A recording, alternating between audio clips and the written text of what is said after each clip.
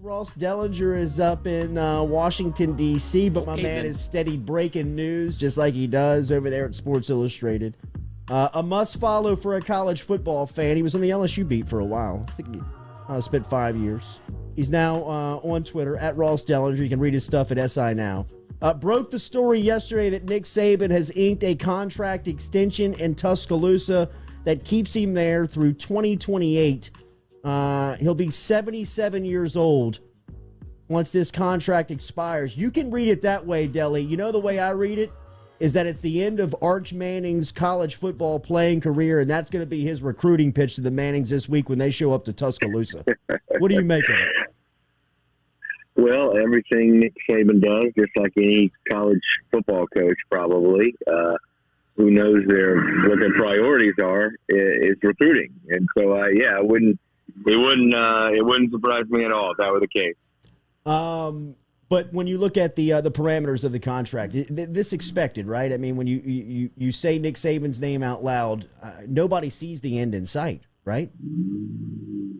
No, I mean you call around, and you talk to people around college athletics, and nobody really has that date in mind, and they're scared to put a date on it because they see the way Nick Saban works and looks and acts, and it doesn't seem like he's slowing down any. And if you know him and know people around him who obviously know him, I think he's a guy that is probably a lifer. He's not a retirement guy and go lay around by the beach. I took a trip to Destin a few weeks ago for a story I hope will drop this week, but it's about retired coaches, college coaches moving down there.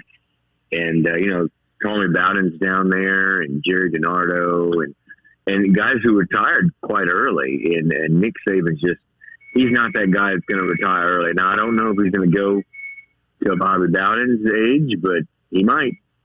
Delly, are you on a motorcycle entering your house? I am outside of my patio, and we live right in the middle of D.C. in DuPont Circle, and it's a busy day here. I'm at kind of a major intersection, so I apologize. No apologies. I love it. It's good ambiance.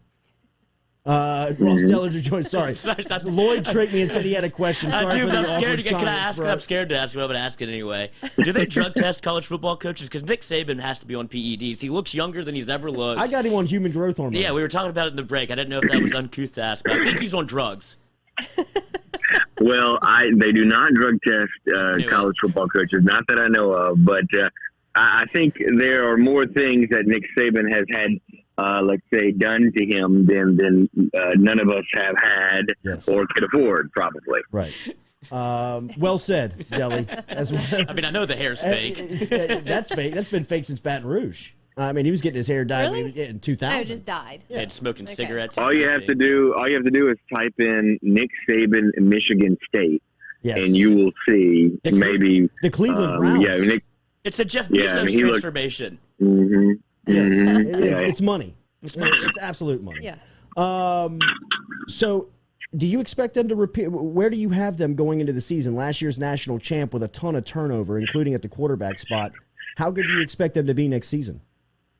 Yeah, every year they lose people, and there's a thought that they might regress in some way because of that, specifically when it comes to losing quarterbacks and such. But it just never slows them down. It doesn't seem like. So I don't anticipate them losing a quarterback who was a Heisman Trophy finalist to slow them down. I just don't. Nothing ever has.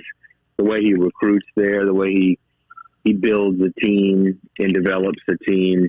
I just expect them to keep on rolling, man. It would surprise me if they didn't win the league again, and be certainly in the championship game, and if not win it. I don't know if you know this, but did you get scooped by Schefter? on your Nick Saban On what? contract news? Oh, well, it wasn't really a scoop as much as I saw a release from the school first, probably in my inbox. That's how that worked. Well, Schefter just tried to take your story, dude. You tweeted at like 11:38, and then he comes back at 11:41 with breaking Nick Saban new contract. Get the hell out of here. It's like a rite of passage Damn for you, him. I know. Damn him. You know, my guy Ian Rappaport, who I'm friends with, he always gives me the credit on college stuff that he's interested in, but I don't ever get it from anybody else really in the pro beat. That's kind of how they are. So expected. Delly, what has been the return from college coaches of opening up their programs and their facilities and allowing recruits in the building this weekend? LSU might have had 1,200 kids run through the football facility over the last, over Saturday and Sunday in Baton Rouge. Yeah, I'm actually planning probably early next week to start making some calls with coaches to see how things have gone and if it's as chaotic, as they said or thought it might be. But from early returns, it is.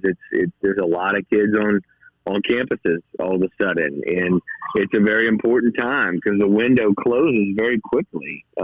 You have July as a dead period, and then you get into the camp and in the season. So this is a small, tight window that you can have where you can focus pretty much solely or predominantly, at least, on recruiting and on recruits after not seeing them for 14, 15 months. So yeah, it's as you'd expect. There are huge numbers of official visits in just unofficial visits as well. Did you pay any attention to Arik Gilbert landing in Athens, and did you learn anything about how he got there? Not really. I haven't paid attention too much to the saga. I know that obviously he was a highly rated recruit, so it's of national interest somewhat, but I really haven't paid attention. I know that there was a time where they thought he would return to LSU, right? But that didn't seem to work out. Seems like the sentiment down here is that he almost played LSU for the academic freeway to kind of like lay out the academics and get him straight there. And then once it was all approved, Smart and Georgia kind of swept in and brought him back home. Hometown girl. Exactly. Delly, you've been on the LSU baseball beat. Did you stay up and watch every pitch last night? And what did you think of watching Paul Mainieri here announce his retirement and seeing the Tigers head off to a super regional? Yeah, it was an exciting game. I had watched zero basically college baseball entering yesterday, and I told myself I'm going to stay up and I'm going to watch this LSU game. I would of course pick a game that starts at 10 o'clock my time to finally watch college baseball this year, but I did want to see my old friend, I guess you could call him now, Paul Mainieri, maybe in his last game. And of course it wasn't his last game, and so exciting. That was exciting to see. But yeah, I was I was at the Advocate for 5 years covering football and baseball. The first two, I was daily baseball writer, and so Paul and I had become pretty close, and it's been fun to watch him and work with him over the years. I've said this to him and to others before. There's no better coach as a reporter that I've ever worked with. As far as the respect that he gives the media, in the availability he gives to the media, and he's always a great quote. Obviously, sometimes he probably says things that he shouldn't say, but but it's always I really had fun covering Paul's teams, and they were always so much fun, indicative of exactly the stuff we saw last night. It just seems like they are never ever out of it. SEC Media Days on the schedule? Yeah, I will be going to Hoover the third or whatever, the second or third week of July. So that should be fun, and you'll get another dose of normalcy, having an event like that. So I'm excited about that. Last one, LSU saw some coaching turnover on the staff last week, which is not ideal when you look at the calendar of college football. They removed James Craig and terminating him on Tuesday, and by Wednesday afternoon they have hired Brad Davis from Arkansas staff and Sam Pittman's group. What did you make the moves of Orgeron and his staff last week? Yeah, I saw yesterday, I think, the Davis's contract, which yes.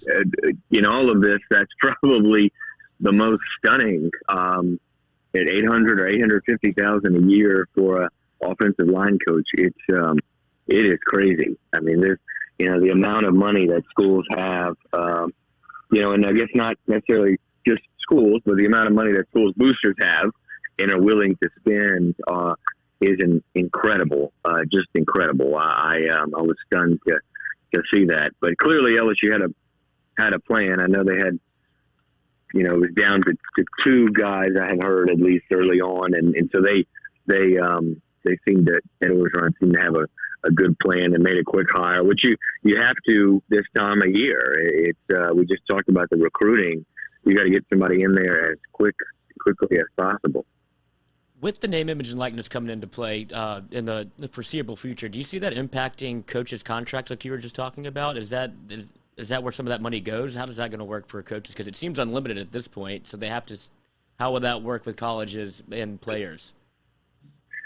Well, I don't know that you'll see NIL impact coaches' contracts. I think the only way you might see it maybe is and this is a fear from some athletic directors that I kind of believe isn't really founded, but they believe it's true, in that when you have these college stars being able to get endorsement deals, they're gonna take the money that companies were putting into athletic departments and giving athletic departments, and then now they're going to be given to the student athletes more so. So if a local business dumped $10,000 a year into LSU athletics, well, maybe they'll dump $5,000 next year, and they'll leave $5,000 to spend on the actual athletes. So I guess you could have a trickle down effect into contracts, maybe that way. But I think the real big issue with coaches' contracts, you're going to probably have a congressional bill at some point that will impact how much coaches are paid, that will restrict potentially how much coaches are paid. I know there's a group of Democrats that want that.